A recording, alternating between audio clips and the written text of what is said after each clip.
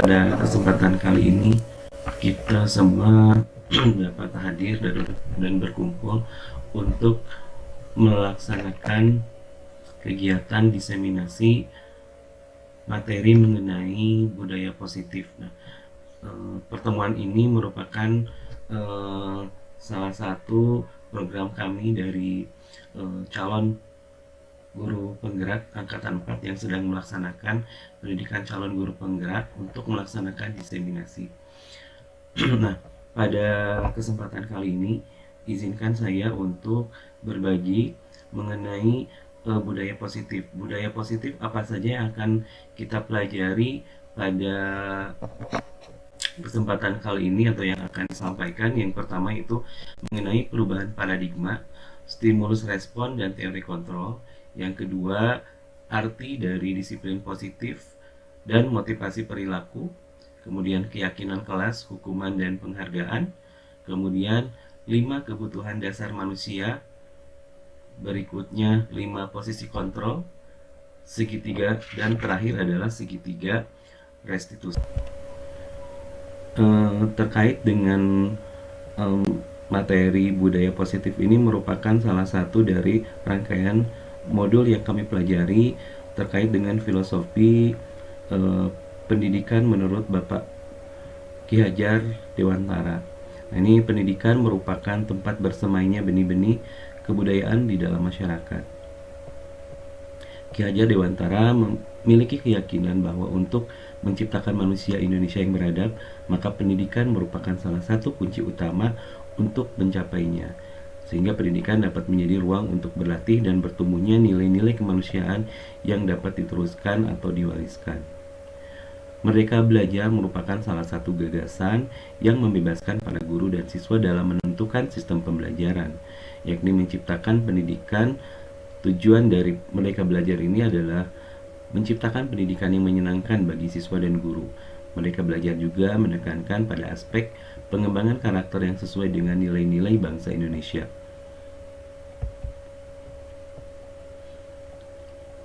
Kita sebagai pendidik itu diibaratkan sebagai seorang petani atau tukang kebun yang tugasnya itu merawat kebutuhan dari tanaman-tanamannya itu agar tumbuh dan berbuah dengan baik. Tentu saja beda jenis tanaman akan berbeda pula perlakuannya. Artinya kita seorang pendidik harus bisa melayani segala bentuk kebutuhan metode belajar siswa yang berbeda-beda yang berorientasi pada anak. Kita harus bisa memberikan kebebasan pada anak untuk mengembangkan ide, berpikir kreatif, mengembangkan minat bakat siswa. Tetapi kebebasan itu bukan berarti kebebasan yang mutlak. Perlu tuntunan dan arah dari guru supaya anak tidak kehilangan arah dan membahayakan dirinya sendiri. Nah, Ki Hajar Dewantara ini mengingatkan para pendidik untuk tetap terbuka dan mengikuti perkembangan yang ada. Namun tidak semua yang baru itu baik, jadi perlu diselaraskan dulu. Indonesia juga memiliki potensi-potensi kultural yang dapat dijadikan sebagai sumber belajar. Ki Hajar Dewantara menjelaskan bahwa pendidikan anak berhubungan dengan kodrat alam dan kodrat zaman. Kodrat alam itu berkaitan dengan sifat dan bentuk lingkungan di mana anak berada, sedangkan kodrat zaman itu berkaitan dengan isi dan irama. Artinya bahwa setiap anak sudah membawa sifat dan karakternya masing-masing. Jadi sebagai guru kita tidak bisa menghapus sifat dasar tadi. Yang bisa kita lakukan adalah menunjukkan dan membimbing mereka agar muncul sifat baik sehingga menutupi dan mengaburkan sifat jeleknya.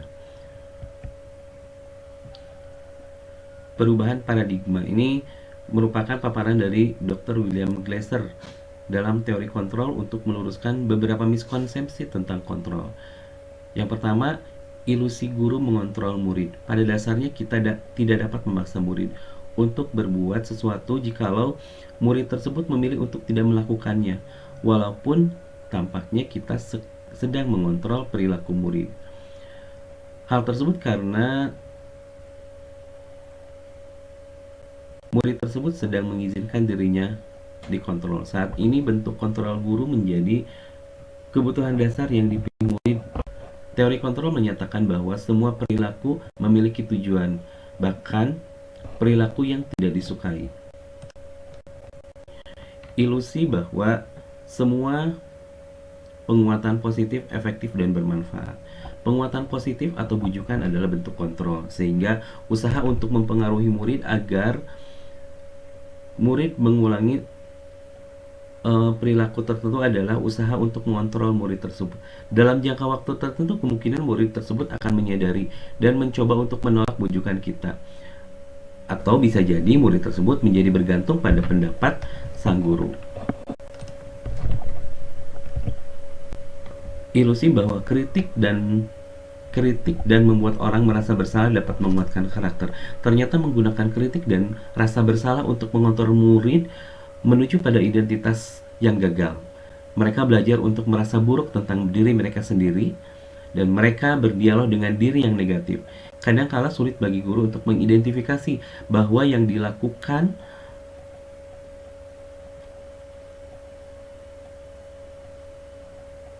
ini merupakan untuk mengidentifikasi perilaku mereka ini, karena seringkali guru cukup menggunakan suara halus untuk menyampaikan pesan negatif. Jadi ilusi bahwa kritik membuat orang merasa bersalah dapat menguatkan karakter itu ternyata kurang tepat. Berikutnya, ilusi bahwa orang dewasa memiliki hak untuk memaksa. Banyak orang dewasa yang percaya mereka memiliki tanggung jawab untuk membuat murid melakukan hal tertentu. Apapun yang dilakukan dapat diterima selama ada sebuah kemajuan berdasarkan sebuah pengukuran kinerja. Nah, pada saat itu pula, orang dewasa akan menyadari bahwa perilaku memaksa tidak akan efektif untuk jangka panjang dan sebuah hubungan permusuhan akan terbentuk.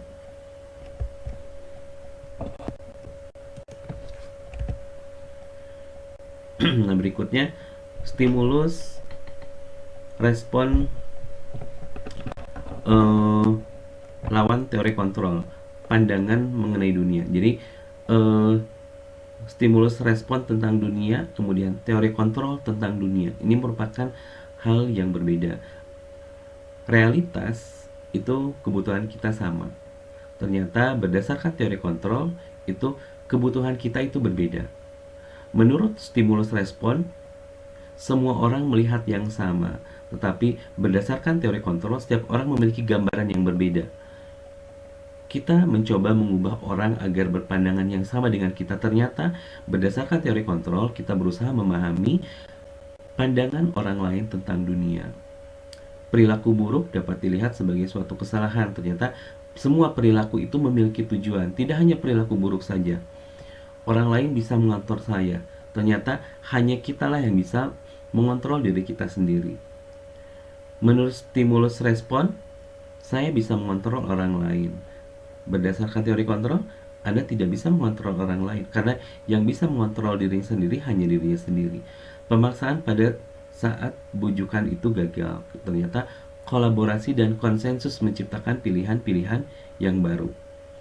Model berpikir menang atau kalah. Ternyata yang berdasarkan teori kontrol, model berpikir itu adalah menang-menang atau menghasilkan win-win solution.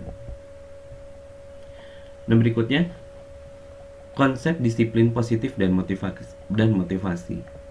Disiplin positif Bapak pendidikan kita, Ki Hajar Dewantara, menyatakan bahwa di mana ada kemerdekaan, disitulah harus ada disiplin yang kuat.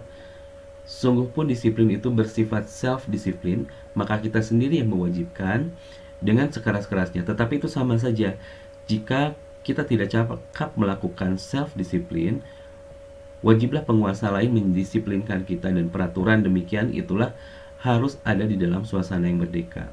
Jadi maksud disiplin di sini adalah disiplin diri atau self-disiplin yang memiliki motivasi internal. Jika kita tidak memiliki motivasi internal tersebut, maka kita akan memerlukan pihak lain untuk mendisiplinkan kita, karena itu merupakan motivasi eksternal kan, dari luar, bukan dari dalam diri kita sendiri. Seseorang yang memiliki disiplin dalam dirinya berarti dia bisa bertanggung jawab atas apa yang bisa dilakukan berdasarkan tindakan mereka pada nilai-nilai kebajikan universal. Nah, 3 motivasi perilaku. Jadi setiap motivasi perilaku itu memiliki motivasi. Ada 3 motivasi perilaku manusia. Yang pertama itu untuk menghindari ketidaknyamanan atau hukuman. yang kedua untuk mendapatkan imbalan atau penghargaan, dan yang ketiga menjadi orang yang mereka inginkan dan untuk menghargai diri sendiri. Berikutnya, keyakinan kelas. Materi mengenai keyakinan kelas, hukuman, penghargaan, dan keyakinan kelas. Menurut Gosen, suatu keyakinan akan lebih memotivasi seorang jika keyakinan tersebut bersumber dari dalam atau motivasi intrinsik. Seseorang akan lebih tergerak dan bersemangat untuk menjalankan keyakinannya daripada hanya sekedar mengikuti serangkaian peraturan. Murid pun sama demikian. Mereka perlu mendengarkan dan mendalami suatu keyakinan daripada hanya mendengarkan peraturan-peraturan yang mereka dengar saja. Nah, bagaimana pembentukan keyakinan kelas? Jadi, pembentukan keyakinan kelas itu bahwa keyakinan kelas itu harus bersifat lebih abstrak. Maksudnya apa? Jadi maksudnya bahwa keyakinan kelas itu tidak spesifik, tetapi dia harus harus lebih umum, tidak tidak spesifik. Dia tetapi harus lebih abstrak dari peraturan kelas. Misalkan jika peraturan kelasnya harus tepat mengerjakan tugas atau tepat masuk ke dalam kelas, tepat waktu hadir di sekolah, maka keyakinan itu harus dibentuk menjadi sebuah pernyataan yang lebih abstrak. Contohnya disiplin. Jadi itu akan lebih general. Berikutnya, keyakinan kelas itu bersifat atau pernyataan-pernyataan yang universal. Seperti contoh sebelumnya, disiplin. Jadi di dalam disiplin itu terkandung makna yang lebih luas. Pernyataan keyakinan kelas senantiasa dibuat dalam bentuk positif. Jadi dibuat dalam bentuk kalimat positif. Keyakinan kelas hendaknya tidak terlalu banyak sehingga mudah diingat dan dipahami oleh semua warga kelas. Keyakinan kelas sebaiknya sesuatu yang dapat diterapkan di lingkungan tersebut. Semua warga kelas hendaknya ikut berkontribusi dalam pembuatan keyakinan kelas lewat kegiatan curah pendapat. Bersedia meninjau kembali keyakinan kelas dari waktu ke waktu. Nah, bagaimana prosedur pembentukan keyakinan kelas? Yang pertama, murid dipersilakan untuk bercurah pendapat. Jadi silakan murid curhat mengenai peraturan yang ada di sekolah untuk dibawa ke dalam lingkungan kelas. Kemudian semua murid mencatat masukan-masukan di papan tulis atau di kertas. Kemudian disusun keyakinan-keyakinan kelas tersebut sesuai dengan prosedur pembentukan keyakinan kelas. Ganti kalimat negatif menjadi kalimat yang lebih positif. Kemudian ditinjau kembali curah pendapat yang sudah dicatat. Kemudian jika terdapat peraturan, maka silakan kita ajak murid-murid untuk menemukan nilai atau kebajikan dari inti peraturan tersebut. Kemudian ditinjau ulang keyakinannya secara bersama-sama. Harusnya setelah beberapa peraturan disatukan menjadi beberapa keyakinan, maka jumlah butir keyakinan tidak akan terlalu banyak. Cukup berkisar 3-7 keyakinan saja. Jika terlalu banyak, maka warga kelas akan sulit untuk mengingatnya. Setelah keyakinan dibuat, maka warga kelas dipersilakan untuk meninjau ulang dan menyetujuinya, kemudian ditandatangani oleh semua warga kelas, termasuk guru dan semua murid. Keyakinan kelas selanjutnya bisa dilekatkan di dinding di tempat yang mudah dilihat oleh semua warga kelas. Berikut adalah beberapa contoh keyakinan kelas. Contoh di sini ada keyakinan kelas untuk kelas 1 SD. Setiap anggota perlu belajar, perlu senang, perlu melakukan tugas, perlu saling menghargai, perlu merasa aman. Ini ada contoh keyakinan kelas 5.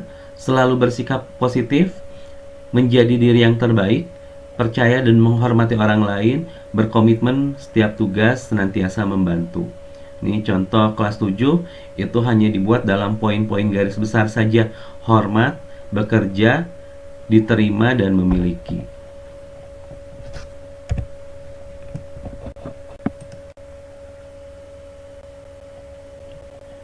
Nah, berikutnya ada mengenai hukuman, sanksi, dan restitusi. Jadi bahwa identitas yang gagal itu berupa hukuman. Dan identitas yang akan berhasil itu disiplin, tetapi lebih kepada arah restitusi.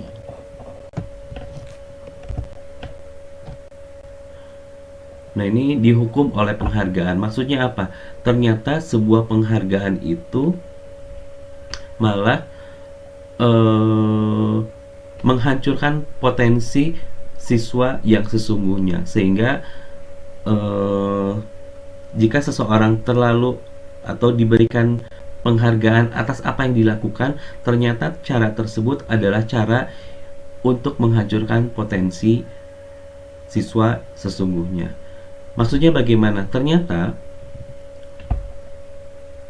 eh, penghargaan itu hanya jangka pendek saja, tidak berlaku untuk jangka panjang.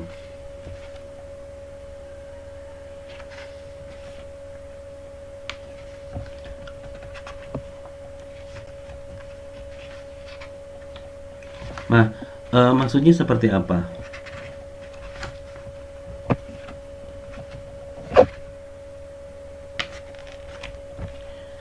Jadi, yang dimaksud dengan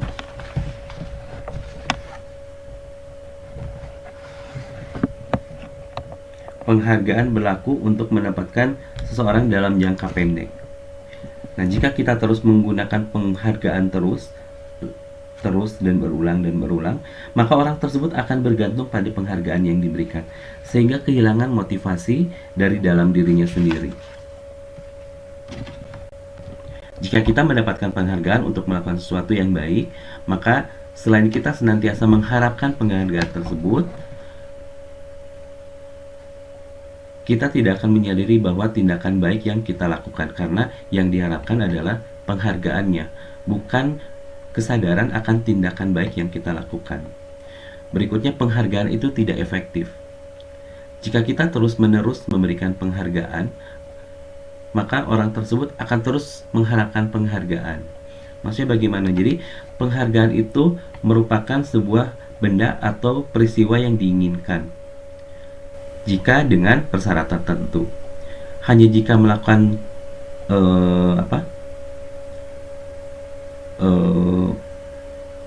diberikan penghargaan, kemudian akan mengharapkan penghargaan jika melakukan sesuatu, tetapi saat tidak mendapatkannya akan mendapati rasa kekecewaan. Kemudian jika memberikan seseorang suatu penghargaan untuk melakukan sesuatu, maka kita harus terus-menerus memberikan penghargaan itu, jika kita ingin orang tersebut meneruskan perilaku yang kita inginkan. Orang yang berusaha, contohnya orang yang berusaha berhenti merokok, atau orang yang berusaha diet, menguruskan badan, bila diberikan penghargaan tidak akan berhasil. Berikutnya, penghargaan itu merusak hubungan. Maksudnya seperti apa? Ketika seseorang diberi penghargaan atau dipuji di depan orang banyak, maka orang lain akan merasa iri, dan sebagian dari dirinya tidak akan menyukai orang yang diberikan penghargaan tersebut. Jika seseorang sering diberikan penghargaan, maka besar kemungkinan seseorang tersebut termotivasi hanya untuk menyenangkan saja. Mereka tidak akan bersikap jujur kepada dirinya sendiri.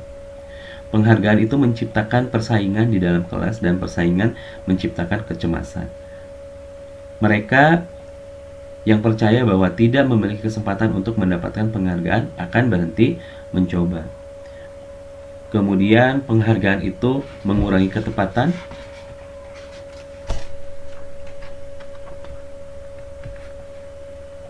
dan penghargaan itu menghukum bagi mereka yang tidak mendapatkan penghargaan.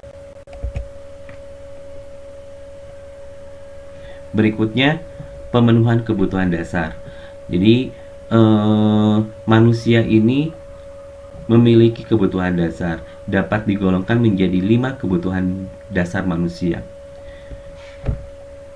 Yang pertama, ini kebutuhan survival atau kebutuhan bertahan hidup. Ini kebutuhan yang bersifat fisiologis untuk bertahan hidup, misalnya kesehatan, rumah, makanan. Nah, dalam komponen psikologis pada kebutuhan ini merupakan kebutuhan akan perasaan aman. Dalam kasus misalkan Doni, contoh ya, misalkan di sini terdapat contoh kasus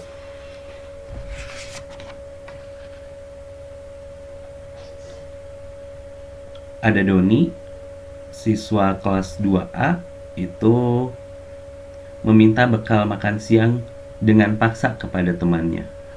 Nah, di sini ada pemenuhan kebutuhan dasar manusia yang ingin dicapai oleh Doni, yaitu adalah kebutuhan untuk bertahan hidup. Bisa jadi Doni merasa senang.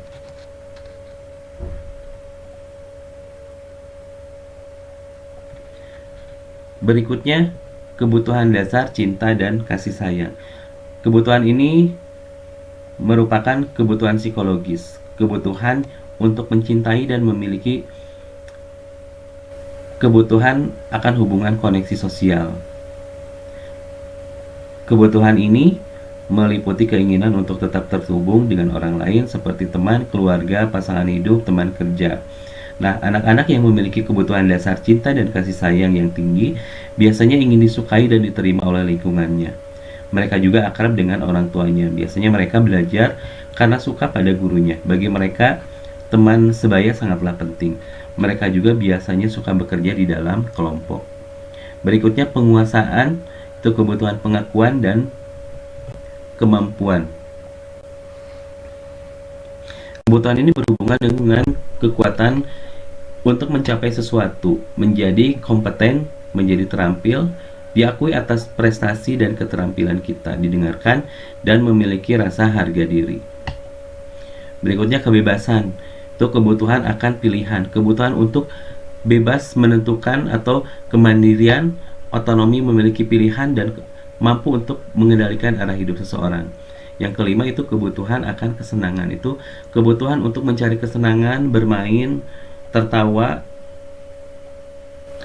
membayangkan hidup tanpa kenikmatan apapun betapa menyedihkan. Nah, anak-anak dengan kebutuhan dasar kesenangan yang tinggi biasanya ingin menikmati apa yang dilakukan. Mereka juga berkonsentrasi tinggi saat mengerjakan hal yang disenanginya.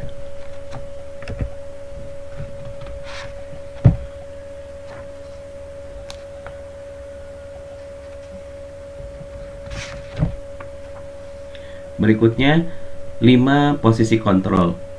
Melalui serangkaian riset yang bersandar pada teori kontrol, Dr. William Glasser berkesimpulan ada 5 posisi kontrol yang diterapkan oleh seorang guru, orang tua maupun atasan dalam melakukan kontrol.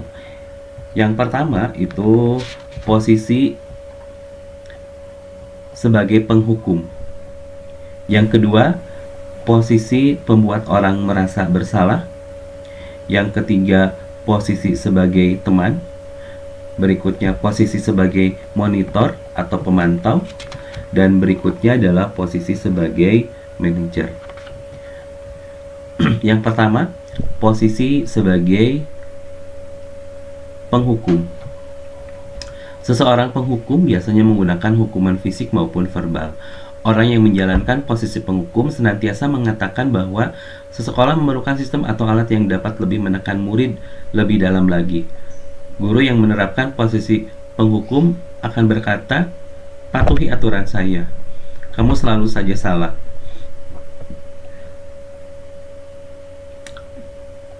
Guru seperti ini senantiasa percaya bahwa ada satu cara agar pembelajaran bisa berhasil, yaitu cara dia saja. Berikutnya, pembuat orang merasa bersalah. Pada posisi ini biasanya guru akan bersuara lebih lembut.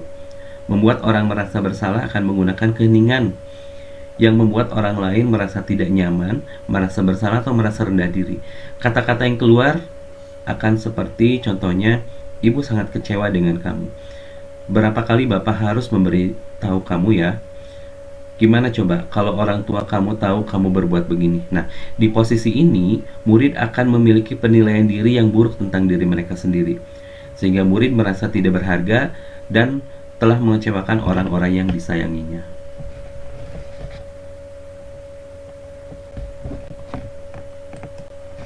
Ada satu hal dikaitkan dengan budaya positif, tentunya ini yang menjadi salah satu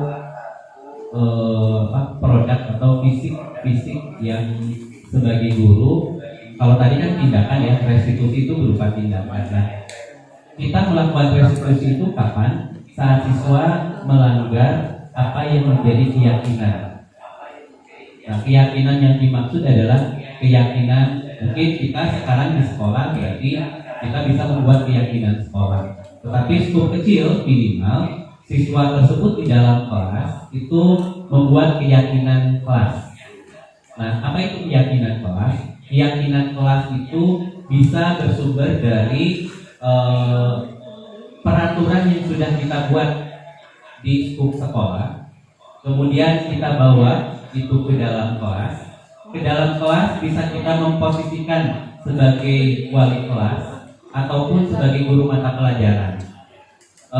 Kita bisa membawa nilai-nilai yang ada atau yang terkandung di dalam peraturan sekolah, kita bawa itu ke dalam kelas. Kemudian kita ajak siswa untuk berdialog mengenai apa saja yang menjadi keyakinan kelas. Oke, jadi keyakinan kelas itu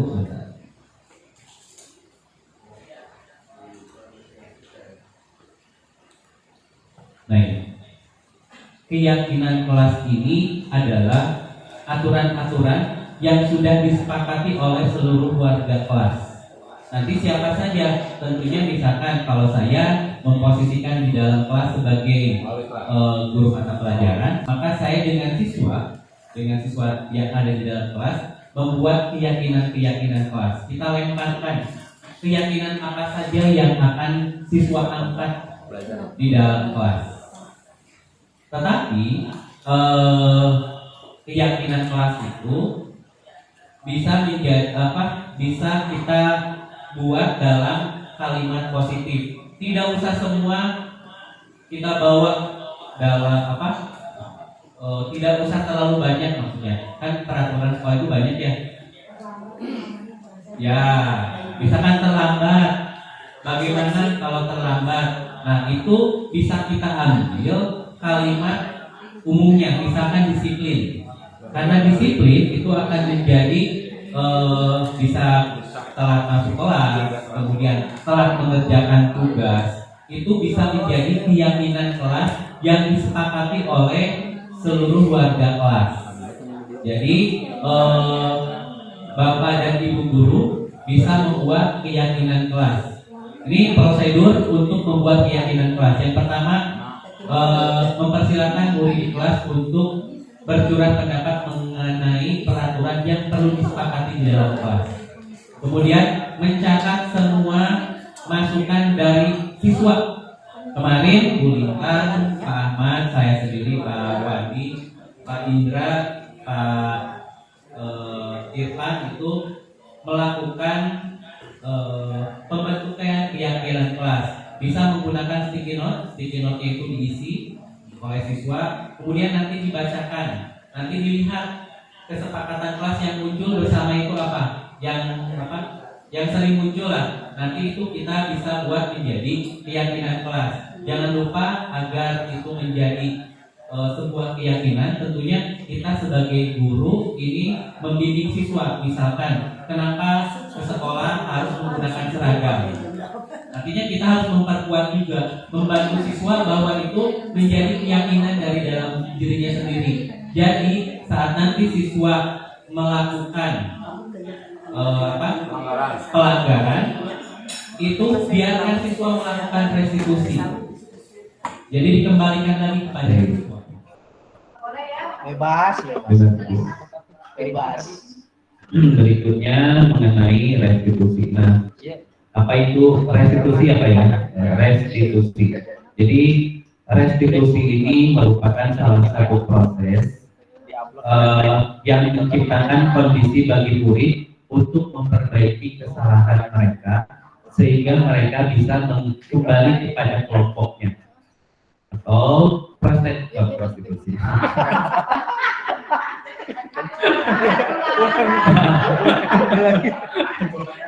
restitusi itu proses kolaborasi yang mengajarkan murid atau siswa mencari solusi atas permasalahan yang mereka lakukan sehingga eh, bagaimana siswa tersebut berpikir, kita sebagai gurunya membantu, jadi kolaborasi antara kita guru dengan siswa, kita membantu siswa untuk berpikir mengenai seperti apa mereka itu diinginkan. Kemudian bagaimana mereka harus memperlakukan orang lain, tentunya dengan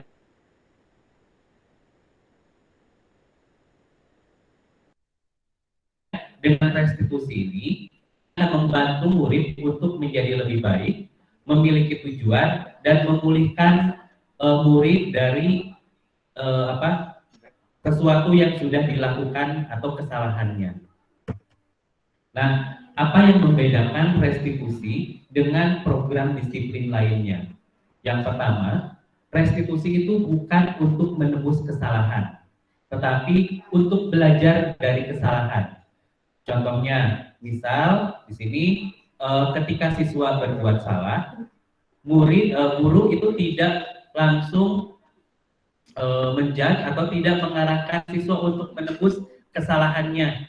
Misal kesalahannya dengan memperbaiki kerugian yang sudah ditimbulkan, kemudian atau tidak hanya cukup dengan sekedar meminta maaf, karena itu adalah faktor ekstrinsik.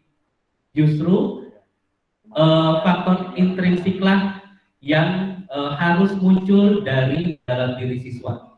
Jadi kita sebagai guru yang akan mengarahkan siswa, ketika siswa melakukan kesalahan, maka siswa belajar dari kesalahannya. Apa yang bisa dia perbuat sehingga dia bisa menjadi lebih baik.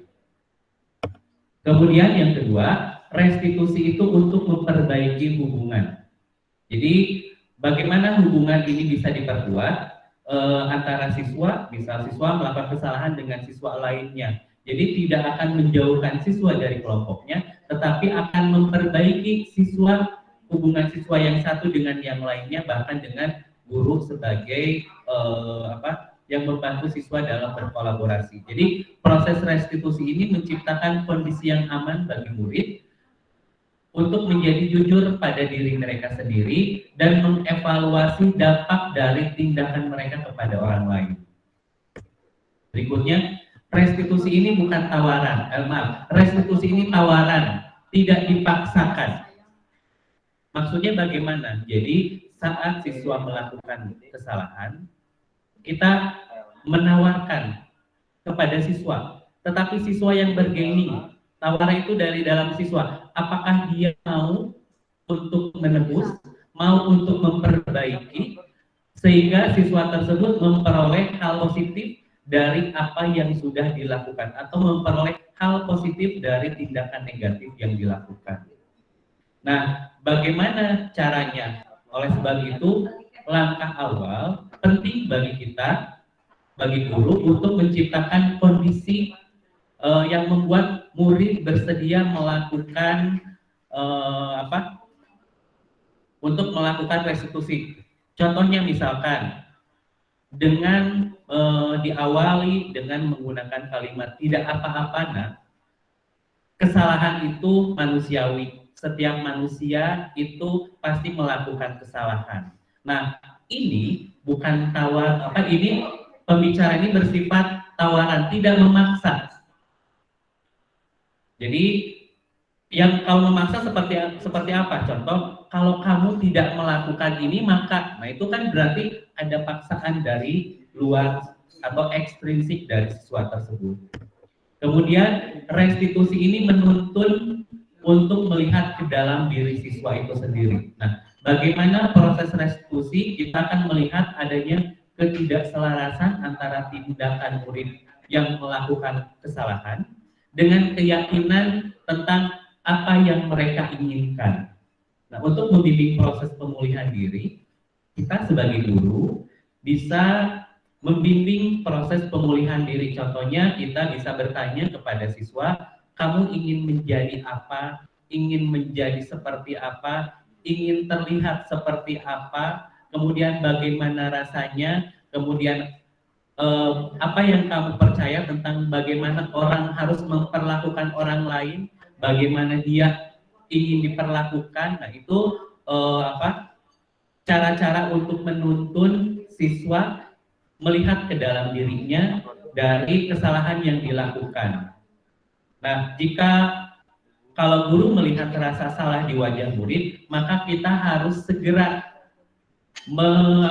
menetralkan. Jadi jangan sampai kita memposisikan sebagai membuat siswa merasa bersalah. Jadi kita cepat menetralisir perasaan siswa tersebut dengan tidak apa-apa kok berbuat salah, untuk menetralkan saja.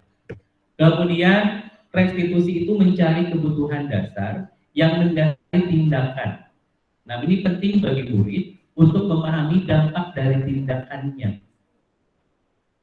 Jika murid paham setiap orang memiliki kebutuhan dasar, maka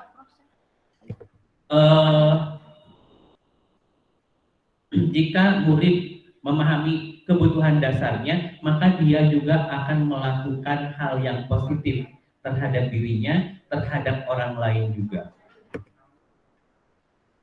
Kemudian restitusi ini adalah cara yang paling baik ketimbang dengan disiplin. Kemudian restitusi ini fokus pada karakter bukan tindakan. Kenapa? Karena di akhir dengan restitusi ini akan memperbaiki karakter siswa.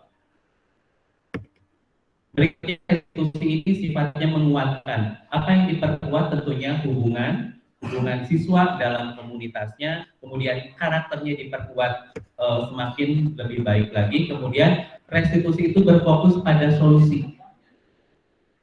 Jadi restitusi ini tidak mencari siapa yang benar, siapa yang salah, tetapi nanti solusinya adalah solusi yang terbaik bagi keduanya.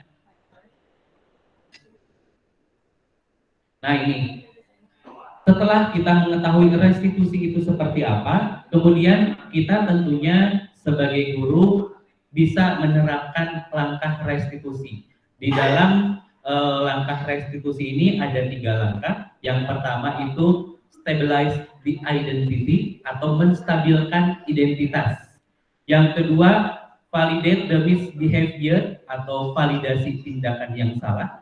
Dan yang ketiga itu the belief atau menanyakan keyakinan. Nah ini kita buat di dalam kenapa disebut segitiga restitusi? Karena memiliki 3 langkah. 3 langkah ini bisa kita lakukan dari mana saja silakan. Apakah mau melakukannya dari menstabilkan identitas, kemudian seek the belief, atau validasi tindakan yang salah. Ini tidak terpaku harus dari mana saja.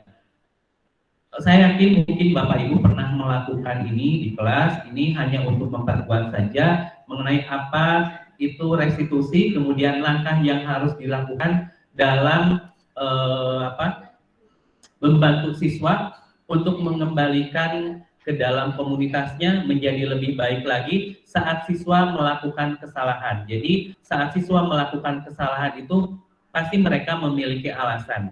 Tetapi kita sebagai guru perlu mengarahkan bagaimana agar tindakan yang salah itu bisa memberikan pengalaman baik juga bagi siswa dan bisa membuat siswa menjadi lebih baik lagi. Ini contoh-contoh dari segitiga restitusi. Contoh untuk validasi tindakan yang salah. Misal, Bapak Ibu bisa menggunakan kalimat, kamu tentu punya alasan mengapa hal tersebut dilakukan. Atau bisa juga menggunakan kalimat, adakah cara yang lebih efektif untuk mendapatkan apa yang kamu butuhkan. Kemudian, menanyakan keyakinan atau seek the belief. Bisa menggunakan keyakinan kelas apa yang sudah disepakati atau kamu ingin menjadi seperti apa. Kemudian untuk menstabilkan identitas bisa menggunakan kalimat setiap orang pasti melakukan kesalahan atau kamu bukan satu-satunya yang pernah melakukan ini. Jadi ini contoh-contoh kalimat yang bisa kita gunakan dalam melakukan langkah segitiga restitusi. Itu yang bisa saya sampaikan. Oh ini contoh-contoh Mbak. Ini di sisi pertama contoh-contoh untuk menstabilkan identitas. Bisa menggunakan kalimat berbuat salah itu tidak apa-apa. Itu hanya untuk menstabilkan saja. Jadi saat di wajah siswa sudah mulai terlihat ada merasa bersalah atau bagaimana, ini untuk menstabilkan atau menetralkan. Kemudian bisa menggunakan tidak ada yang sempurna. Saya juga pernah melakukan kesalahan seperti itu. Kita bisa menyelesaikan ini. Bapak dan Ibu tidak tertarik mencari siapa yang salah, tetapi ingin mencari solusi terbaik atas permasalahan yang dilakukan. Kemudian kamu bisa menjadi teman untuk dirimu sendiri. Kemudian untuk sisi yang kedua, validasi tindakan.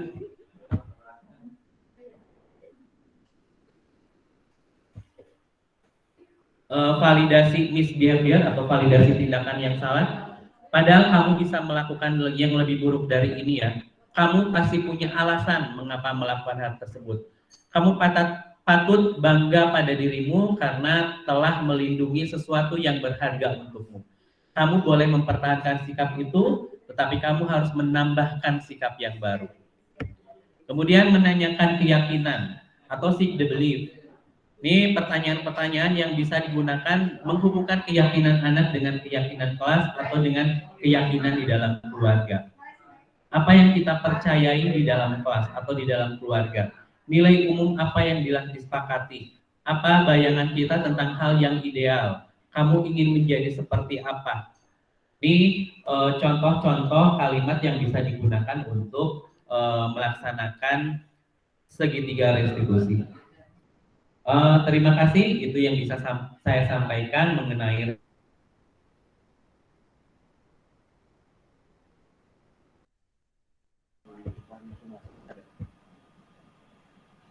Nah ini, keyakinan kelas ini adalah aturan-aturan yang sudah disepakati oleh seluruh warga kelas.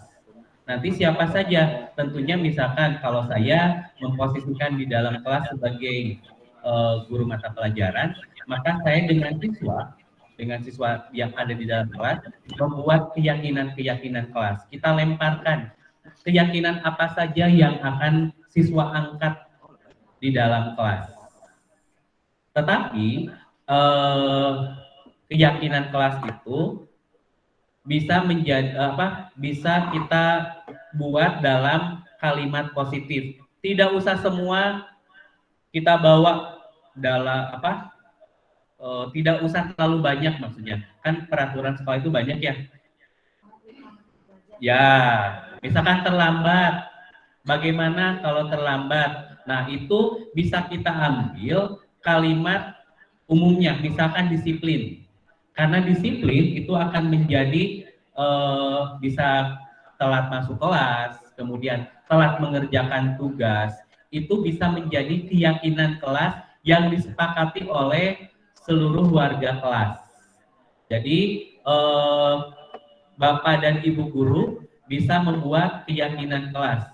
Ini prosedur untuk membuat keyakinan kelas. Yang pertama, mempersilakan murid di kelas untuk bercurah pendapat mengenai peraturan yang perlu disepakati di dalam kelas. Kemudian mencatat semua masukan dari siswa. Kemarin Bu Lintang, Pak Ahmad, saya sendiri, Pak Wandi, Pak Indra, Pak Irfan itu melakukan pembentukan keyakinan kelas. Bisa menggunakan sticky note-nya itu diisi oleh siswa, kemudian nanti dibacakan, nanti dilihat kesepakatan kelas yang muncul bersama itu apa, yang sering muncul lah. Nanti itu kita bisa buat menjadi keyakinan kelas. Jangan lupa agar itu menjadi sebuah keyakinan, tentunya kita sebagai guru ini membimbing siswa. Misalkan, kenapa ke sekolah harus menggunakan seragam?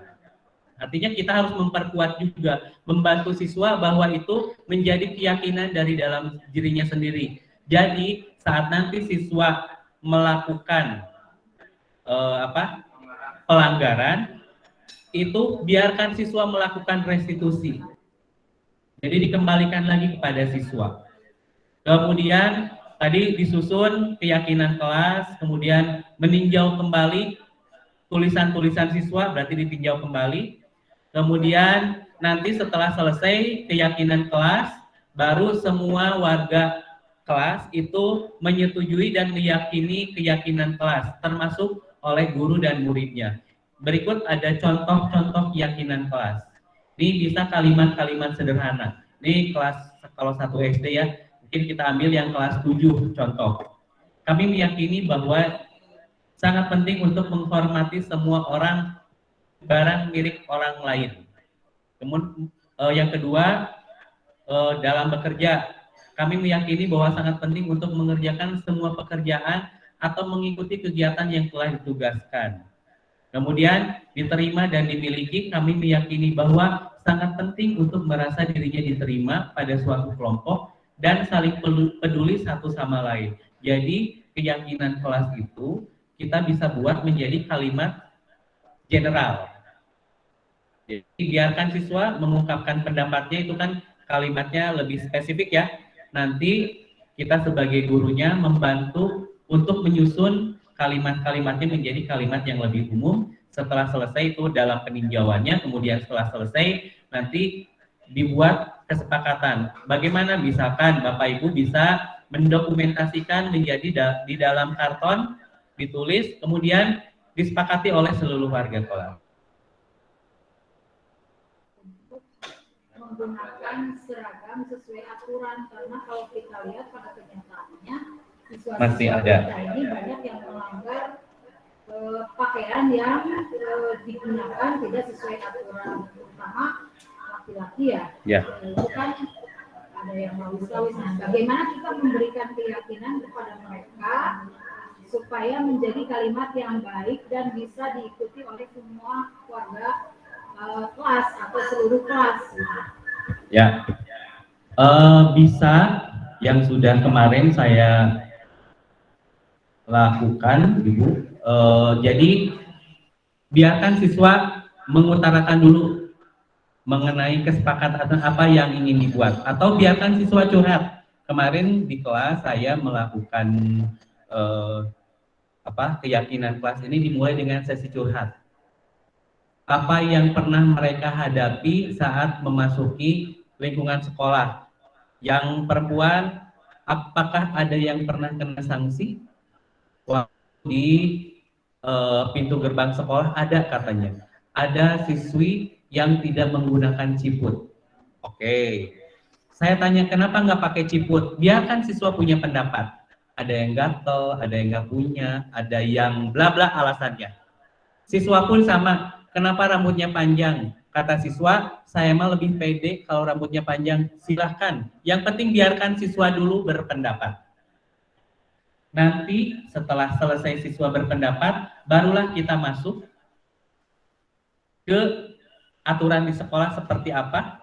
Kita masuk untuk memperkuat aturan itu apa. Misalkan kalau kamu tidak menggunakan ciput, kamu itu kepala kan nggak diem, pasti gerak-gerak. Ada kalanya rambutnya nanti keluar.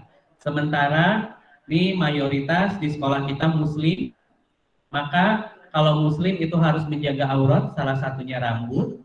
Maka ada manfaat saat menggunakan ciput. Jadi apakah berhenti dengan hoream menggunakan ciput? Jadi dikembalikan lagi ke siswa supaya siswa pun menyadari. Jadi kita membantu, kita bantu sementara saat ini kita bantu dulu. Tetapi nanti lambat laun biarkan itu menjadi keyakinan di dalam dirinya. Untuk tahapan awal ya kita perlu bantu. Saya menceritakan kenapa kamu merasa siswa putra rambutnya panjang. Dia lebih pede Pak, rambutnya panjang. Kebetulan dia baru saja kena hukuman dipotong rambutnya. Oke, kemudian saya bertanya, terus kalau misalkan padahal rupanya itu tampan, apakah hanya karena rambut saja dia percaya diri?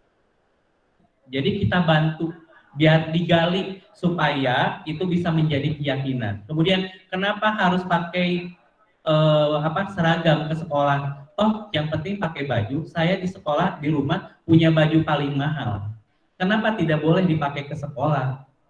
Kita bantu keyakinan itu supaya itu menjadi keyakinan siswa bahwa kita dari rumah, siswa itu dari rumah ke sekolah datang dengan latar belakang yang berbeda. Maaf, mungkin ada yang di rumahnya orang tuanya kurang mampu, celananya sobek-sobek. Apakah kamu rela atau apakah kamu tega melihat teman kamu pakai bajunya bagus sekali, sementara teman kamu bajunya maaf kurang bagus? Maka dibuatlah aturan di dalam sekolah dan biarkan itu menjadi keyakinan. Justru kita sebagai guru membantu itu menjadi keyakinan. Kita gunakan persuasif ajakan yang baik bahwa itu yang tadinya aturan, jadikan kita bantu itu menjadi keyakinan dalam siswa. Seperti itu. Ada lagi Bapak Ibu? Ya.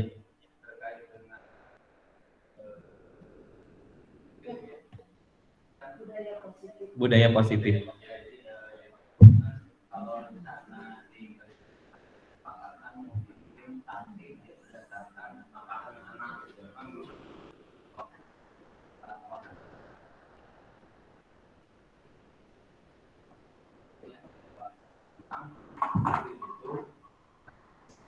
Ya.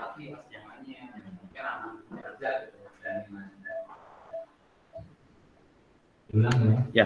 Ya. Jadi waktu kami diundang di pertemuan para wakil keuangan di bahwa untuk menentukan status sekolah demi menciptakan budaya disiplin perlulah mengundang berbagai elemen untuk menentukan tujuan bagaimana saat itu supaya kena kepada semuanya, anak setuju, anak mau. Kan selama ini tatib ini hanya aturan guru, saja. sementara anak ada model. Nah, itu ya, itu rencana mudah-mudahan dilaksanakan kita. Itu kan. Kira-kira apakah itu satu atau cara yang baik atau gimana? Mungkin itu budaya positifnya sudah cukup besar ya Pak ya, berarti di dalam lingkungan sekolah. Tentunya di dalam lingkungan sekolah pun bisa kita terapkan ini mengenai keyakinan sekolah. Tetapi, nah keyakinan-keyakinan ini memang kita awal, soalnya tidak mungkin kalau kita blur begitu saja akan banyak ini ya, banyak pendapat. Makanya mungkin hemat saya sama halnya seperti keyakinan kelas, mungkin kita buat dulu Pak dari aturan-aturan tersebut. Nah, aturan tersebut alangkah lebih baiknya dilakukan sosialisasi. Nah, disosialisasikannya kepada siapa? Tentunya kepada orang tua, kepada siswa itu sendiri. Nah, mungkin kalau skupnya sekolah itu nanti terlalu besar, jadi bisa kita dibantu dengan wali kelas. Jadi dibantu wali kelas supaya yang tadinya peraturan itu disepakati oleh kesemuanya. Jadi memang diharapkan tidak hanya cukup aturan kelas, aturan sekolah misalkan hari Senin menggunakan baju abu-abu, hari Selasa baju apa, kemudian datang harus jam berapa. Nah, itu harus dijadikan keyakinan. Mungkin itu tugas kita untuk membantu yang tadinya dari peraturan menjadi keyakinan. Karena kita punya wali kelas, kita bisa minta bantuan kepada wali kelas untuk menjadikan yang tadinya peraturan itu menjadi keyakinan sekolah, gitu Pak. Jadi atau di awal tahun pelajaran atau pas PPDB memang itu ada kesepakatan tertulis. Kebanyakan mungkin itu hanya tertulis saja terkadang oleh siswa, oleh orang tua hanya dibaca tanda tangani hanya sebagai persyaratan administrasi saja. Jadi alangkah lebih baik diadakan forum itu untuk diangkat dan dijadikan sebuah kesepakatan Pak. Seperti itu.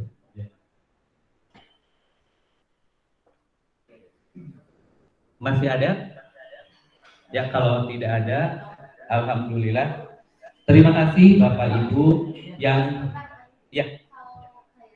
Kalau misalnya anak sudah punya keyakinan, tidak ada kejadian pelanggaran ya. Iya. Kayaknya lebih apa ya? Karena memang sudah yakin bahwa itu harus dilakukan gitu ya. Sehingga kemudian harus kemungkinan besar. Tidak ada pelanggaran. Ya, ini mari kita gunakan walaupun di semua lingkungan selalu saja ada hal positif, propatra selalu ada. Tetapi mungkin dengan budaya kita menerapkan budaya positif, salah satunya kita mengetahui apa itu motivasi, mengetahui apa kebutuhan dasar manusia. Kemudian mari Bapak Ibu kita buat keyakinan kelas, minimal dari struktur kecil lah. Kita buat keyakinan kelas. Keyakinan kelas yang bagaimana? Bisa dari kita sebagai wali kelas atau sebagai guru mata pelajaran gitu. Kita bantu, kita yakinkan bahwa itu menjadi sebuah keyakinan. Kita ciptakan budaya positif untuk apa? Untuk meminimalisir terjadinya pelanggaran. Toh kalaupun terjadi pelanggaran, kita kembalikan lagi kepada siswa. Siswa dengan guru atau penghuni atau warga kelas sudah membuat keyakinan, saat keyakinan itu dilanggar, mari kita buat restitusi. Restitusi itu nanti akan mengembalikan siswa kembali kepada keyakinannya. Dengan harapan siswa akan menjadi lebih baik. Jadi saat siswa melakukan kesalahan, tidak diberi sanksi, tetapi akan menjadikan siswa lebih baik, akan menjadikan siswa kembali kepada kelompoknya, akan diterima oleh kelompoknya kembali. Bahkan siswa akan memperoleh pengalaman baik dari apa yang sudah dilakukan. Ya.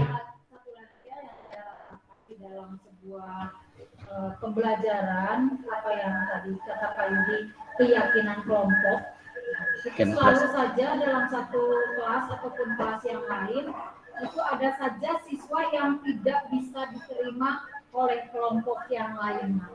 Kita sebagai pendidik, karena kita itu anak, bagaimana meyakinkan mereka supaya si X atau si Y tersebut bisa diterima oleh kelompoknya. Karena saya beberapa tahun mengajar, selalu saja di beberapa kelas itu terjadi, abimah tergantung kelompok, ada si ilmu. Nah, bagaimana kita memberikan keyakinan kepada para peserta didik kita supaya itu bisa diterima di dalam kelompoknya. Terima kasih, Dewi. Ya Bu, terima kasih Bu. Menarik ya. Jadi terkadang ada di dalam kelas itu yang tidak diterima oleh kelompoknya. Nah, mungkin tidak mungkin ya. Salah satu langkah yang bisa kita lakukan, kita harus mengetahui nih anak ini kan setiap anak memiliki kebutuhan. Bisa jadi ada pemenuhan ada kebutuhan yang tidak dipenuhi oleh anak tersebut. Bisa dia tidak kurang kasih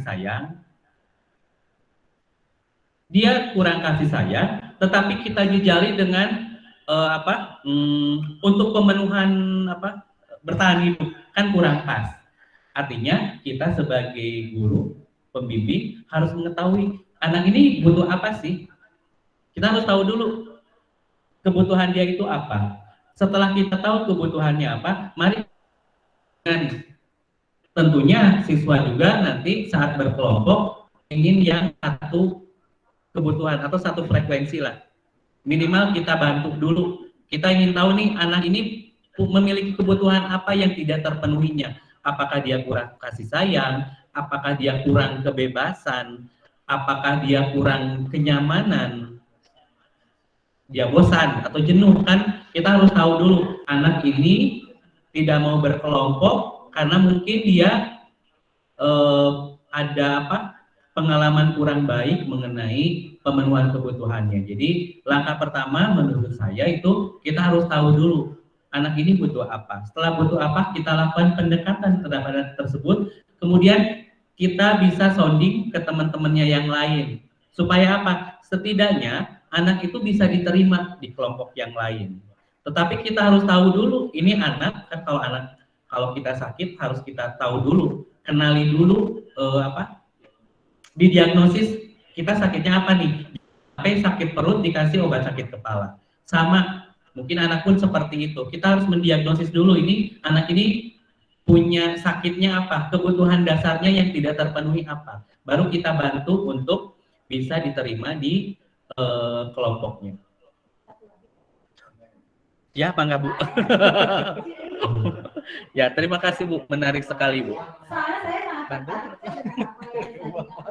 Ya, saya juga tertarik sekali materi ini. Jadi dari mana kita akan mulai implementasi dari kebutuhan dasar, ilusi, motivasi, ya. Kelas itu dari mana kita akan memulai. Kemudian yang saya harapkan kita bersama itu punya satu suara yang sama, satu kriteria yang sama, sehingga nanti melahirkan hal-hal yang budaya positifnya itu lebih berkembang. Ya. Jadi itu loh yang saya harapkan. Jadi saya lebih tertarik dengan apa yang sudah dikemukakan oleh para pemateri. Nah, itu diimplementasikan di dalam kemajuan peserta didik kita. Bagaimana kita membuat kriteria-kriteria tertentu sehingga hal-hal yang positif yang kita harapkan itu betul-betul bisa terrealisasikan. Itu Pak Yudi. Terima kasih. Loh, Ibu, mantap Bu ya pertanyaannya. Saya mau menyimak di Pak Yudi sih. Aku sih no.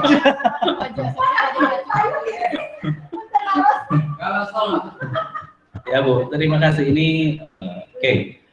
Mungkin saya tampilkan kembali window ya.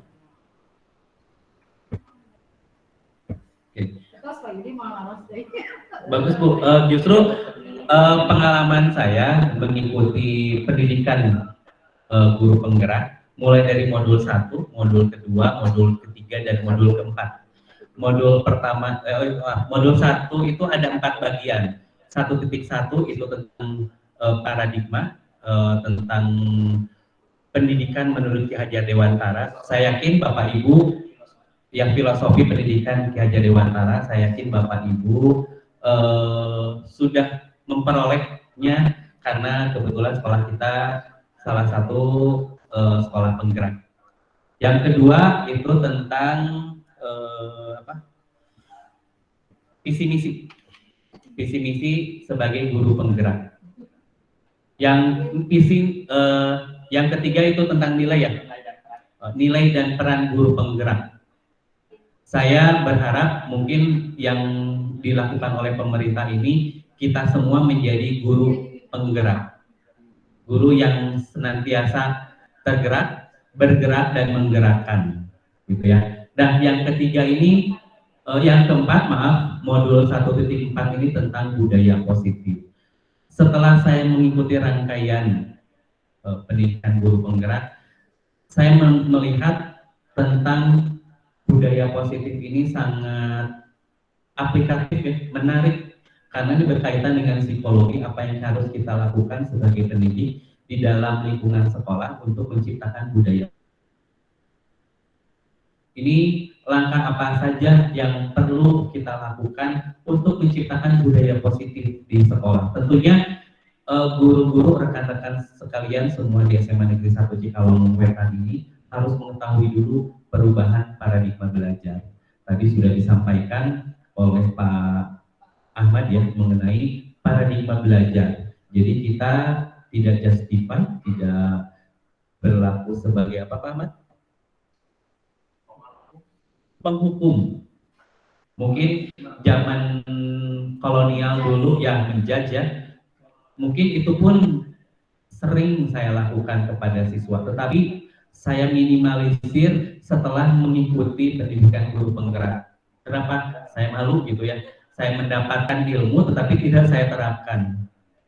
Yang kedua, itu tentunya Bapak Ibu harus tahu motivasi perilaku manusia secara general. Tadi sudah disampaikan ada 3 motivasi. Yang pertama, takut, menghindari ketidaknyamanan. Yang kedua itu ingin mendapatkan penghargaan. Dan yang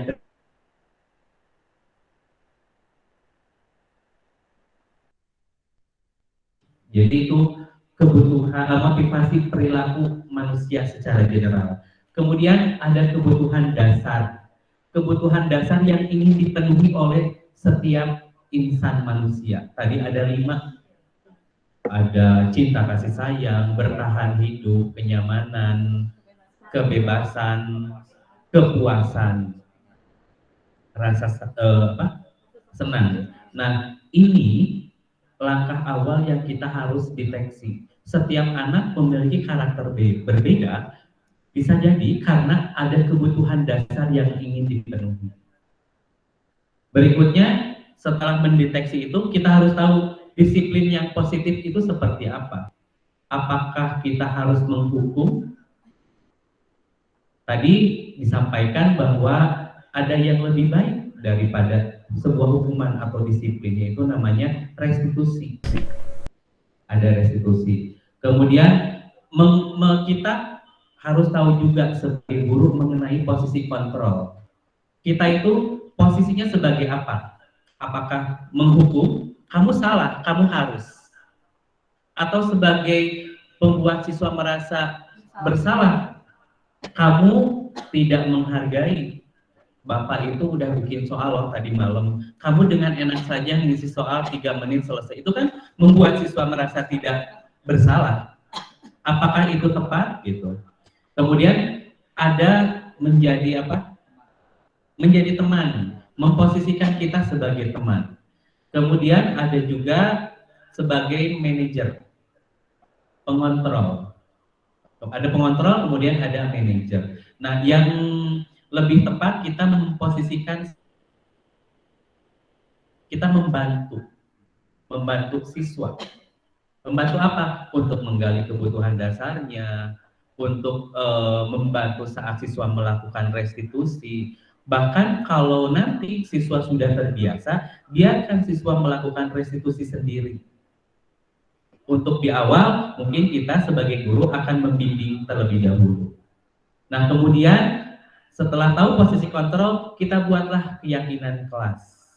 Tadi disampaikan, keyakinan kelas tidak usah banyak-banyak. Tetapi kan yang namanya yang peraturan yang sudah kita buat itu adalah semua hal positif. Kita angkat itu menjadi sebuah keyakinan kelas. Syukur-syukur dari peraturan yang kita buat, kita bisa mengangkat semua menjadi keyakinan kelas. Dan terakhir itu mengenai restitusi. Jadi kurang lebih tahapan-tahapannya seperti yang sudah disampaikan. Mari Bapak dan Ibu guru sekalian, mari kita bergerak. Kita ciptakan budaya positif. Nanti kita bisa sharing dengan teman-teman yang lain bagaimana kita memulai praktek baik, kita membuat keyakinan kelas. Siap Bapak Ibu? Oke. Ada yang mau menambahkan rekan-rekan? Mangga. Ini sedikit. Ya, yang tadi pertanyaan Bu Nur memang benar ya. Kadang ketika kita di kelas, kita membentuk sebuah kelompok itu dibebaskan kepada anak tersebut. Ada beberapa anak yang bahkan tidak diajak sama sekali. Itu benar-benar sebuah permasalahan. Karena jadi untuk dalam hal setiap kegiatan belajar, kita pasti menemukan anak yang seperti itu. Tadi Pak Yudi sudah menjelaskan juga ya. Pak Yudi sudah menjelaskan bahwa kita harus mendiagnostik terlebih dahulu apa sih permasalahan yang dihadapi anak tersebut sehingga anak tersebut dikucilkan oleh teman-temannya. Padahal yang saya ketahui ya Bu, itu sebenarnya termasuknya seperti membuli secara tidak langsung sebenarnya. Itu membuli secara tidak langsung yang akibatnya itu kalau kita tidak bisa mengatasi hal tersebut sekarang ini, nanti di kemudian hari anak tersebut seolah-olah kalau kita istilah sekarang itu adalah introvertnya. Tapi introvert di sini anak tersebut tidak bisa menyalurkan ke hal yang lain sehingga anak tersebut selama di sekolah dari mulai masuk sampai nanti ketika lulus juga pasti akan seperti itu. Walaupun kita mengganti-ganti kelas, anak tersebut misalkan kita mengganti di kelas yang lain. Tapi kalau seandainya kita tidak mengetahui permasalahan anak tersebut itu apa dan kita tidak bisa menyelesaikan misalkan permasalahan tersebut anak itu tidak mau misalkan atau mengobrol atau misalkan dengan temannya itu, apakah kita juga harus melihat ya, apakah teman itu selama ini membantu anak tersebut atau teman-teman sebayanya misalkan mengajak anak tersebut. Kita juga harus bisa melihat dari dua sisi. Yang pertama dari sisi anak tersebut, yang kedua dari sisi teman-temannya. Jangan sampai kita misalkan menjudge tadi apa ya, yang tadi itu yang menilai bahwa ya menjustifikasi itu bahwa oh ternyata anak tersebut ketika tidak diajak oleh teman-teman itu pastilah gara-gara anak tersebut A, B dan seterusnya. Tapi kita tidak mengetahui bahwa permasalahan sesungguhnya anak tersebut itu apa seperti itu. Mungkin selama kita sekarang ya Bu, mudah-mudahan lah pertanyaan Ibu ini nanti kita bisa sampaikan juga ketika nanti kita pelatihan selama 9 bulan ini ya, 9 bulan ini mudah-mudahan nanti ada jawaban yang benar-benar kita juga bisa gitu, kita juga puas karena kita di sini juga kan masih pembelajaran nih, takutnya kita enggak benar bagus sebenarnya itu. Tapi juga ketika nanti suatu saat nanti ketika nanti ada di ketika di forum itu ya Ali pasti akan bertanya seperti itu. Apabila ada anak yang seperti itu, bagaimana cara kita mengatasinya? Justru yang dibutuhkan apa ya? Yang dibutuhkan kita itu yang seperti ini Bu, untuk mengatasi masalah agar budaya positif di sekolah itu benar-benar terlaksana. Kita di sini sudah ada program sekolah penggerak. Mudah-mudahan dengan guru-guru penggeraknya juga yang bisa mengimbaskan suatu saat nanti Bapak Ibu juga misalkan mengikuti program ini, kita bisa menghasilkan budaya positif yang ada di sekolah. Seperti itu. Ya, masih ada Pak Ahmad, Bu Lintang, Pak Jason, ada yang mau ditanyakan? Udah lagi. Oh parah. Emang ramai materinya, emang bagus materinya. Nggak apa-apa Bu.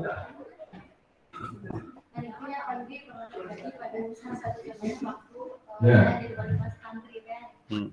Bismillahirrahmanirrahim. Assalamualaikum warahmatullahi wabarakatuh. Terima kasih kepada Bapak dan Ibu Menteri pada hari ini. Setelah kalian semua Bapak Ibu menyampaikan materi tadi sangat membuka hati dan pikiran saya.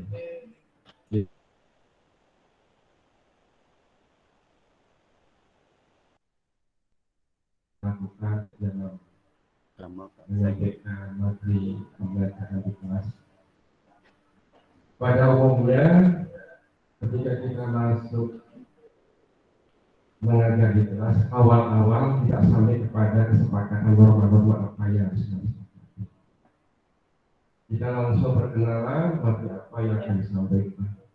Jadi sudah ada target materi yang harus disampaikan dalam suatu semester itu. Nah, kita lupa bahwa di dalam dunia pendidikan itu bukan membentuk karakter, tetapi menumbuhkan karakter. Sehingga permasalahan yang muncul di kelas, karena satu kelas itu kan heterogen ya, macam latar belakang dan kebutuhan, itu yang lupa disikapi dari awal. Sehingga kita ketika menghadapi masalah anak tidak selesai. Seperti halnya ketika kita punya anak kecil nangis terus, ingin cepat tidak menangis kasih HP. Ya. Itu adalah pembelajaran yang melakukan menurut saya ya. Sehingga permasalahan itu tidak akan ada selesainya sampai kelas 10 sampai kelas 12 itu anak itu tidak ada perubahan. Contoh sisi A. Ya. Tidak saya mengajar kelas 10 sampai kelas 12 kalau ada guru cerita kalau cerita itu saja yang ada perubahan. Oke. Itu yang pertama. Yang kedua bahwa ketika kita mendapati permasalahan anak, kadang-kadang kita langsung kepada wali kelas atau guru BP. Padahal permasalahan itu harus dihadapi oleh setiap guru dengan format yang sama. Artinya setiap guru itu harus memberikan satu gambaran dari sisi mana dia melihat, sehingga nanti ada di kamu setelah ada dialog sisnya yang seperti itu bisa mengkognitifkan di keluarga itu harus kita cari. Nah, kita jarang mengadakan musyawarah atau diskusi. Tapi yang kita lakukan adalah menjadi begitu. Oh, saya kalau belajar seperti itu. Nah, itu kesalahan saya itu seperti itu. Sehingga nanti makanya ada kelas grup itu saya sudah 6 bulan menangani tidak ada perubahan. Artinya saya belum dapat menemukan satu metode cara untuk membuka keterbukaan hati Nazila sehingga pasti segala terjadi pada dirinya. Ya, maaf kemarin saya panggil hari Senin Nazila, ternyata Nazila itu sebenarnya dari dia suka menyanyi kalau ada di acara undangan itu ya. Nah, ada hajatan begitu. Ya, kalau saya kasih kata-kata pemantik saja.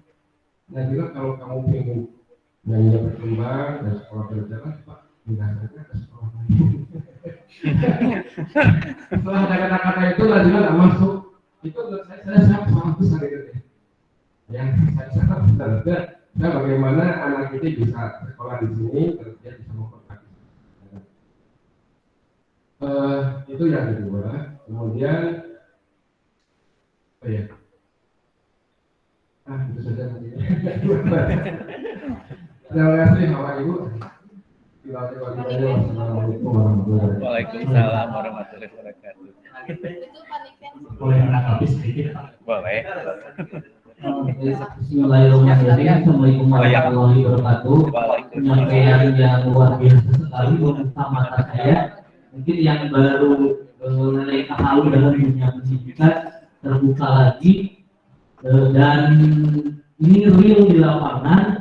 Saya pun menangani kelas yang cukup luar biasa, namanya El lagi luar biasa kelasnya, dan saya sudah melakukan berbagai pendekatan baik persuasif, resesif, dengan tadi budaya positif anak tanpa menjustifikasi anak, tapi kan karakter itu kan dibawa bukan hanya sejak SMA, tapi kan dari pola asuh orang tua, dari tingkat SD, SMP, hingga kita sudah menjadi bentuknya gitu. Kita tidak mungkin mengubah ikan nila menjadi ikan paus. Kita tidak mungkin mengubah ikan nila menjadi ikan paus. Dan yang saya baca juga, guru merupakan pekerjaan yang tingkat stresnya, dan ini mungkin mulai kita rasakan, apalagi di pembelajaran yang blended learning ini. Nah, di sisi lain kita harus memenuhi KD di lapangan sehingga jam itu habis oleh pelajaran, tapi di sisi lain juga anak juga mungkin secara tidak langsung terbebani dengan tugas sehingga tugasnya dibawa ke rumah dan itu tidak selesai yang saya amati. Nah, bagaimana kita bisa bersinergi untuk membudayakan tadi yang berpikir positif itu sendiri, sedangkan pembentukan karakter itu tidak hanya berlangsung setahun 2 tahun, tapi lama, dan kita tidak menjadi single minded dalam artian kita tidak berjuang sendirian, tapi bagaimana mengimbaskan ini ke orang tua. Kan kita kan hanya mungkin 8 jam sekolah, tapi kan di orang tua kan di rumah lebih banyak jamnya, mungkin sekitar 12 jam atau 14 jam. Bagaimana mengimbaskan budaya positif ini ke orang tua dan bisa diterjemahkan dalam peraturan sekolah, jadi agar semua saling tersinkronisasi. Kalau dulu ada lingkaran setan, mungkin sekarang ada lingkaran malaikat yang bisa mengatasi masalah tersebut. Karena ini menjadi, kalau saya keras anak, takutnya anak menjadi saya dosa tersendiri. Tapi kalau saya membudayakan persuasif, anak malah leha-leha. Bahkan ketika saya membudayakan persuasif, beberapa anak tidak mengerjakan PDR saya selama 3 kali bagaimana 3 kali, tapi ketika ada guru yang menekankan sekali, dia tugas-tugasnya gitu, dan gimana gitu. Betul. Bagaimana gitu harus menanggapinya tadi untuk sinkronisasi antara orang tua dan guru agar bisa budayanya positif, tapi perilaku siswa juga bisa mengarah ke yang lain lebih baik. Mungkin ini jadi masalah kita bersama. Terima kasih. Assalamualaikum warahmatullahi wabarakatuh. Waalaikumsalam warahmatullahi wabarakatuh. Boleh? Terakhir. Pak, udah terakhir. Apa? Pertanyaannya sungguh luar biasa dan ceritanya itu memang real ya. Dan saya juga pernah merasakan sedikit dari Pak Haji dan Pak Niken. Izin cerita sedikit. Saya pernah membantu dulu mungkin pakai kepala sekolahnya itu Pak Haji sendiri. Ketika menunggu di depan, ada siswa yang kesiangan. Mungkin waktu itu saya belum terlalu karena masih muda, mungkin idealis, jangan organ. Kesiangan datang jam 7:30, masih ingat dulu itu 7:15 harus sudah ditutup saja gerbangnya. 7:30 lalu disuruh lari, padahal dia sendiri sudah lari dari depan gerbang. Lalu saya suruh lari lagi, dan besok kamu tidak boleh kesiangan lagi karena bapak akan ada di gerbang lagi. Alhasil besoknya dia kesiangan lagi dan kebetulan saya masih ada di depan gerbang. Saya sedikit agak mempitan, masih ya. Kamu kenapa kesiangan terus? Sampai keringatnya itu masih belum masih basah. Udah, saya ajak duduk dan saya berubah dari yang awalnya pikiran menjadi menangis. Ketika anak tersebut ditanya, dia menunggu dulu hasil dari dia rumput ngarit. Hasil arit atau hasil dari sayur atau apa ya, itu mau dijual ke tetangganya, di mana tetangganya itu selalu bangunnya kesiangan. Walaupun dia sudah siap dari jam 6:30, tapi dia belum jual itu karena yang tetangganya itu selalu kesiangan jam 7 lebih. Dia mau tidak mau saya menunggu Pak. Saya sudah berusaha ingin berangkat, tapi tidak punya ongkos karena menunggu hasil dari berangkat sekolah dengan terpaksa kesiangan. Emosi saya berubah menjadi tangisan yang, ya Allah maafkan saya. Sejak saat itu saya berhenti untuk menghukum anak. Walaupun kesiangan saya senantiasa bertanya dulu. Dan mungkin itu ya. Yang kedua, ada yang jalan kaki, dari Ciganda Pak sampai ke Cikalong itu jalan kaki. Jalannya lewat dari Cikalong. Dia berangkat jam 4:30 sampai ke sekolah, ya alhamdulillah tidak pernah kesiangan. Saya sangat menghargai sekali jerih payah dari siswa dari rumah sampai ke sekolah. Ya, mungkin hal itu yang membuat apa yang kita lakukan itu tidak serta-merta tahu-tahu menjadi. Karena tadi paradigmanya, ya tadi pasti ada tujuannya, ada alasannya kenapa siswa itu demikian. Dimulai dari kebutuhannya, mungkin kebutuhan tadi ya, kesenangan dan lain sebagainya, kebebasan dan sebagainya. Gitu. Dan itu berlaku. Dan saya pernah kaji melakukan itu, alhamdulillah, karena kita harus berubah saat ini untuk menjadi positif terhadap siswa. Nah, berkaitan dengan itu, ada yang tadi segitiga restitusi. Yang pertama adalah validasi identitas. Ditanya terlebih dahulu mengapa, dan ditanya dulu bahwa setiap manusia itu pernah melakukan suatu kesalahan, jadi ditenangkan terlebih dahulu, lalu buat keyakinan kelasnya, kembali ke keyakinan kelasnya seperti apa, dan setelah itu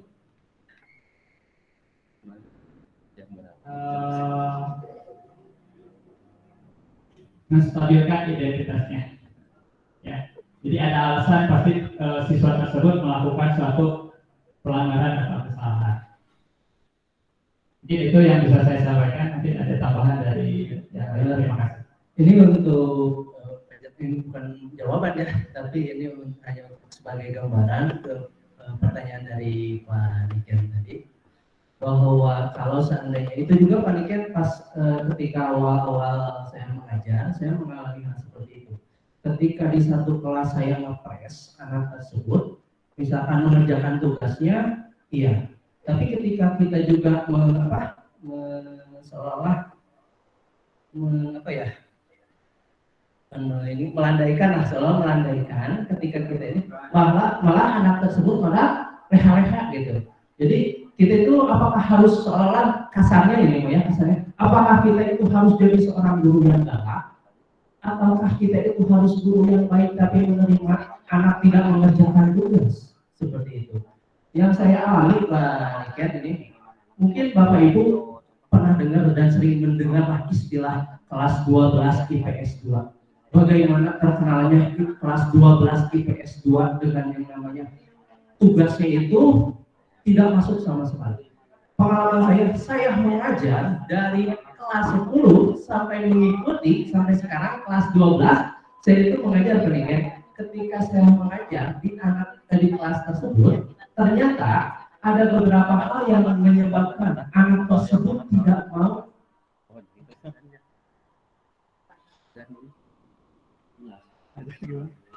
Berhenti dulu, bentar. Azan dari mana? Dari HP Udi. Aduh, itu kedengeran HP, itu kedengeran. Di stopkan. Stop. Kami stopkan. Atris. Tongsina ada. Nggak kedengeran.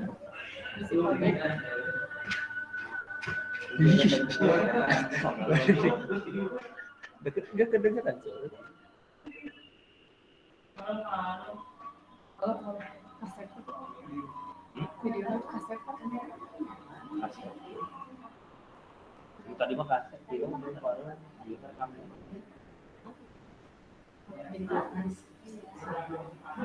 Dan teman-teman kami sampai berat ya gitu. Sudah habis.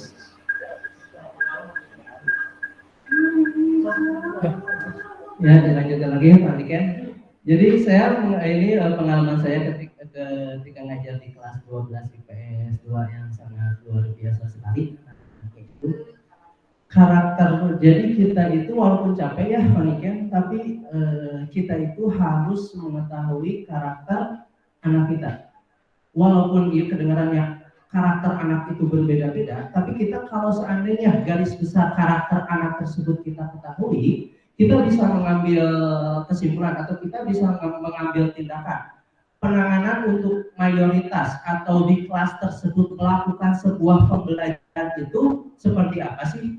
Jadi sebelum kita ke diagnostik atau karakter, melihat karakter anak masing-masing, gaya belajarnya ataupun misalkan karakternya, kita harus melihat bahwa karakter anak di kelas tersebut seperti apa, gaya belajar di kelas anak tersebut seperti apa, waktu belajar keinginan anak tersebut seperti apa. Walaupun mayoritasnya beda-beda, tapi kita bisa mengambil kesimpulan titik tengahnya, rata-ratanya, mayoritasnya anak tersebut seperti apa sih keinginan belajar itu. Jadi jangan sampai ketika kita ngepres kita seolah-olah wah ada kesalahan juga nih ketika kita ngepres, atau tadi Pak Ras bilang seperti bahwa kalau misalnya sebenarnya Pak itu yang tadi udah aja pindah sebenarnya seperti kan setiap manusia itu memiliki, kalau ini kan dia bukan diagram apa ya yang kekuatan itu apa sih Institusi segitiga bukan yang kebutuhan motivasi, ini kecerdasan. diagram gitu ya. Oh, diagram ini Ya diagram lah bahwa anak tersebut kan seperti misalkan ini minatnya kemana, bakatnya kemana. Bahkan saya ketika awal pembelajaran di pembelajaran PKWU, misalkan contoh, kita kaitkan dengan seperti contoh, saya menyuruh anak itu menggambar sebuah makanan, tapi menggambar sebuah makanan itu yang menunjukkan karakter mereka. Kalau seandainya anak tersebut misalkan, karakternya itu misalkan pendiam, anak tersebut misalkan tidak mau ngobrol dengan orang lain, atau cool, misalkan seperti itu, kita tahu, ini gambarnya adalah es krim. Atau ini anak itu suka itu bohong, nyerocos walaupun nggak ada isinya. Tapi kita juga tahu, ternyata dari gambar saja kita mengetahui bahwa tingkat anak itu atau kemampuan anak itu condongnya lebih ke mana. Jadi pas Paras bilang, udah aja misalkan, sebenarnya bagus ya Pak, tapi itu harus didiagnosisnya ketika awal itu ketika akan mendaftarkan, pengarahan dari orang tua atau dari sekolah sebelumnya tingkatan SMP, anak itu condongnya kemana sih? Jadi kalau seperti itu, kalau kita udah saja misalkan keluar untuk yang lebih baik misalkan, kita seolah-olah tidak mau membuat sebuah kan kita di sini seolah-olah nasi itu sudah menjadi bubur. Yang harus kita buat itu bikin anak tersebut jadi bubur yang spesial, yang harganya lebih mahal lah daripada nasi tersebut. Mungkin seperti itu Pak dan Pak Andika. Jadi intinya kita harus tahu karakter, minat dan bakat peserta didik kita. Seperti itu. Terima kasih. Ya. Terima kasih. Tadi sebenarnya ada hal menarik yang Pak Niken sampaikan. Tidak mungkin katanya ikan emas jadi ikan nila. Betul sekali Pak Niken. Tidak mungkin ikan emas menjadi ikan nila. Atau sebaliknya. Jadi pais bisa. Ya. Jadi pais biasa jadi pais. Betul sekali Pak Niken. Itu sangat betul sekali pernyataan itu. Tetapi, kalau kita sebagai seorang peternak ikan nih, bagaimana caranya justru yang tadinya ikan nila yang misalkan ikan nilanya awakna pewot, gimana caranya ikan nila tersebut tumbuh di lingkungan yang bagus bahkan menjadi gendut kayak kita Pak Niken. Jadi subur Pak Niken. Justru tugas kita itu bagaimana caranya supaya tumbuh kembang anak itu menjadi lebih baik. Jadi memang anak itu kalau dulu mungkin kita saya juga setelah membaca ya, kita mengumpamakan siswa itu seperti kertas kosong. Nah, ada teori yang menyatakan bahwa sebetulnya siswa itu bukan kertas kosong, dia sudah ada tulisannya. Tulisannya abu-abu.